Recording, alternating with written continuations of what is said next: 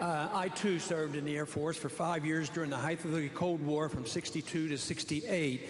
So I've had a little bit of experience. Matter of fact, I was over in the Afghanistan-Pakistan region.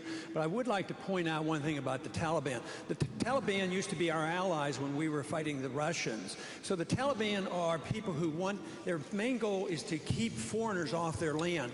It's the Al-Qaeda.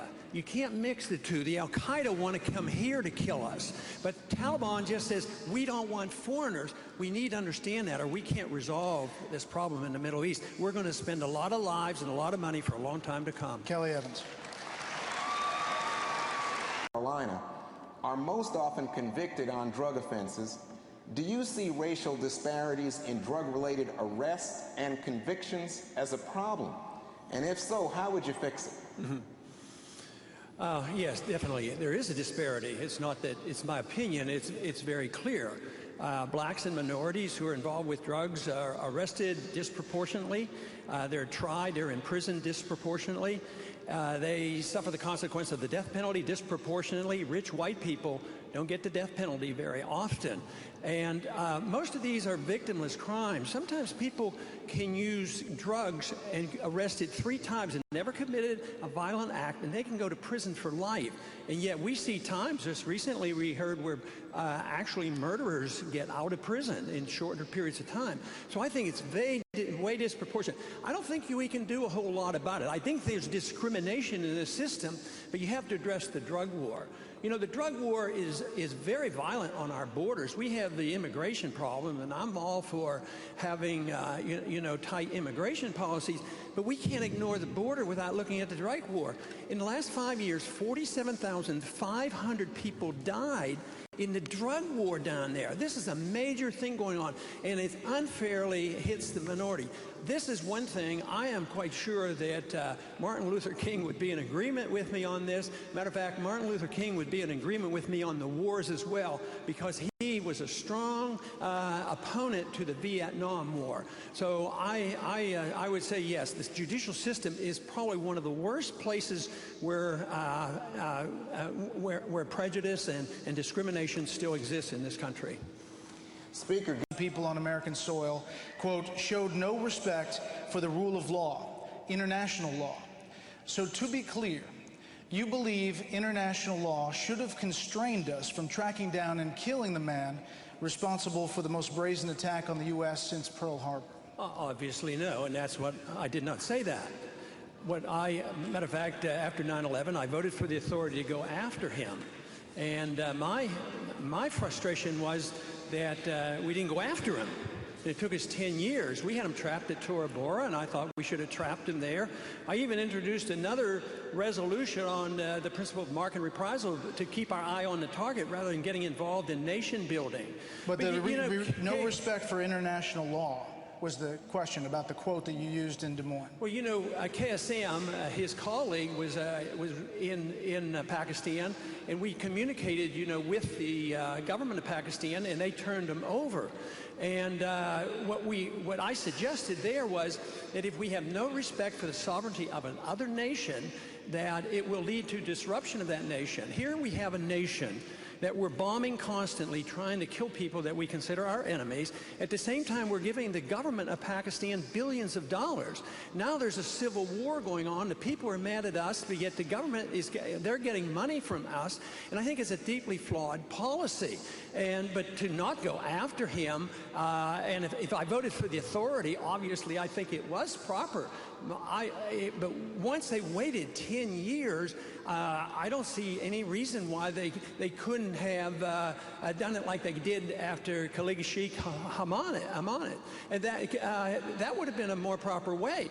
Now, if somebody has somebody in this country, say a Chinese dissident comes over here, we wouldn't endorse the idea, well, they can come over here and bomb us and do whatever. I'm just trying to suggest that respect for other nations' sovereignty, and look at the chaos in Pakistan now. We're at war in Pakistan. But to say that I didn't want him killed and didn't vote for the authority, I just quoted from your radio. I'm just suggesting that there are processes that if you can follow and you should do it, there's proper procedures rather than digging bigger holes for ourselves. That's what we have been doing in the Middle East, digging bigger and bigger holes for ourselves, and it's so hard for us to get ourselves out of that mess. Right.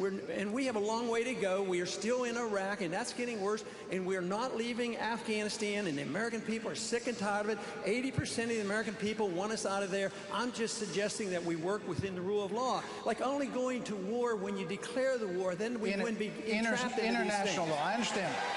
Well, I guess U.S. intelligence officials say they had documents recovered in that compound in Abbottabad that showed that al-Qaeda was planning other attacks, perhaps bigger than 9/11. I asked you in our debate in Sioux City on the topic of Iran about this, but on this topic, GOP nominee Ron Paul would be running far to the left of President Obama on the issue of tracking down and killing terrorists who want to attack the U.S. Well, I would say that if you do your best and you can't do anything, yes, we had the authority, we voted for it, you got it from the Congress, you do it. I just didn't think that they had gone through the process enough to actually, capture him in a different way. I mean, think about Saddam Hussein. We did that. We captured him. And we tried him. I mean, the government tried him, and he got hung. What's so terrible about this? This whole idea that you can't capture... Just a minute, Brett. Just a minute. What's this whole idea that you can't capture people? But you voted against the war in Iraq. Just think, Adolf Eichmann was captured. He was given a trial. What's wrong with capturing people? Why didn't we try to get some information from them? We're accustomed to asking people questions, but all of a sudden, gone. That's it.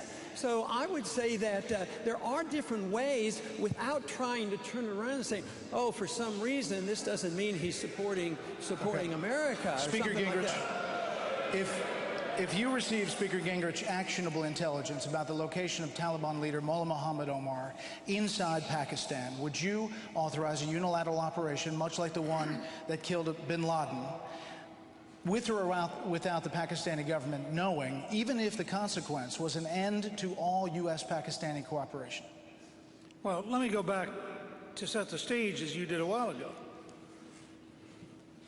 Bin Laden plotted deliberately bombing American embassies, bombing the USS Cole, and killing 3,100 Americans, and his only regret was he didn't kill more.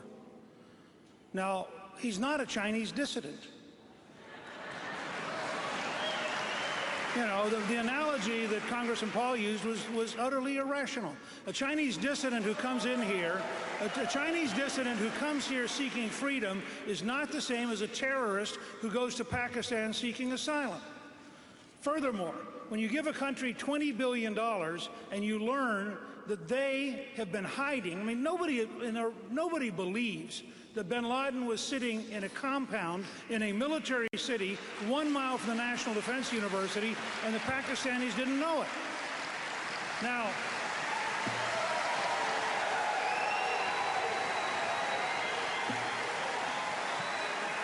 we're in South Carolina.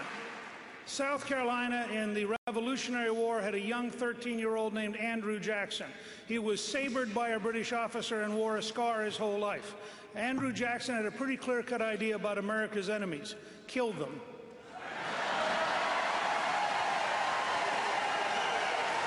Congressman Paul, 30 seconds, please. 30 seconds to respond, since you were mentioned. My point is if another country does to us what we do others, we're not going to like it very much. So I would say that maybe we ought to consider a golden rule in foreign policy. Don't do to other nations what we don't want to have them do to us. So we endlessly bomb these countries, and then we wonder why they get upset with us, and yet it continues on and on. I mean, this idea that we can't debate foreign policy, then all we have to do is start another war. I mean, it's warmongering. They're building up for another war against Iran, and people can't wait to get in another war. This country doesn't need another war. We need to quit the ones we're in. We need to save the money and bring our troops home. Governor Romney. bases and thousands of people employed in the defense industry. But you want to make major cuts in defense spending, several $100 billion in the coming years, that inevitably would cost South Carolina jobs. What do you say to people in this state who worry that your military plans would hurt the national security and cost South Carolina jobs? I would say your questions suggest you're very confused about my position. I want to cut money, overseas money. That's what I want to do. I want to cut military money. I don't want to cut defense money. I want to bring the troops home. I'd probably have more bases here at home. We were closing them down in the 1990s and building them overseas. That's how we got into trouble. So we would save a lot more money and have a stronger national defense, and that's what we should do. But to say that we would be weaker is absolutely wrong, because, and another important thing you should consider is the fact that the military is behind me more than the others. I get twice as much money from the active military duties than all the other candidates put together. So they're saying that I'm on the right track. They're sick and tired of those wars. They're sick and tired of the nation building and the policing activity. But to say that we would have less money for defense, we actually have more money. And if I may, I'd like to go back to the international financial thing. So, Congressman, just to be clear, your plan calls for freezing defense spending at 2006 levels, which is well below where we are today. You still don't understand. What's he missing, Congressman? You don't understand there's a difference between military spending and defense spending. Just because you spend $1 billion on an embassy in Baghdad, bigger than the Vatican, you consider that defense spending. I consider that waste. So now, if you want to, a little while ago we were talking about, funding the unemployed. Of course, that should be privatized, and I don't support it. But I don't support cutting that off like that. I'd cut some of this military spending, like Eisenhower advised us. Watch out for the military-industrial complex. Defend this country. We have to have a strong national defense, but we don't get strength by diluting ourselves in 900 bases, 130 countries. That is where the problem is. But you need to understand that there's a difference between just military spending and defense spending. Just to spend money. We understand this domestically. If you spend more money domestically, we know it's wrong, but we're supposed to spend more money, and that's conservative. I've never quite understood this. We're supposed to be conservative, spend less money. I'd like to ask a question about keeping money for all of the candidates. Why can't I ask you about that one? You were included in the question in the first place. Do you want 30 seconds to respond to this? I need a minute. No, I think we're going in the wrong direction for the protections of our liberties here at home. They're under deep threat. The Patriot Act has eliminated the Fourth Amendment. We now have a policy of preemptive war. You don't have to declare war, and you don't even have to have an enemy. We can start the wars. That's what preemptive war is all about. Now, with the Military Appropriation Defense Act, this is major. This says that the military can arrest an American citizen for under suspicion, and he can be held indefinitely without habeas corpus and denied a lawyer indefinitely, even in a prison here. Let me give you one statistic. You're worrying about all these where we're going to try people. Where are they going to do? We have to do it secretly because our rule of law is so flawed. We have arrested 362 people related to Al-Qaeda top operation. 260 of them are in prison. They've been tried and convicted. So don't give up on our American judicial system so easily. I beg of you. Kelly.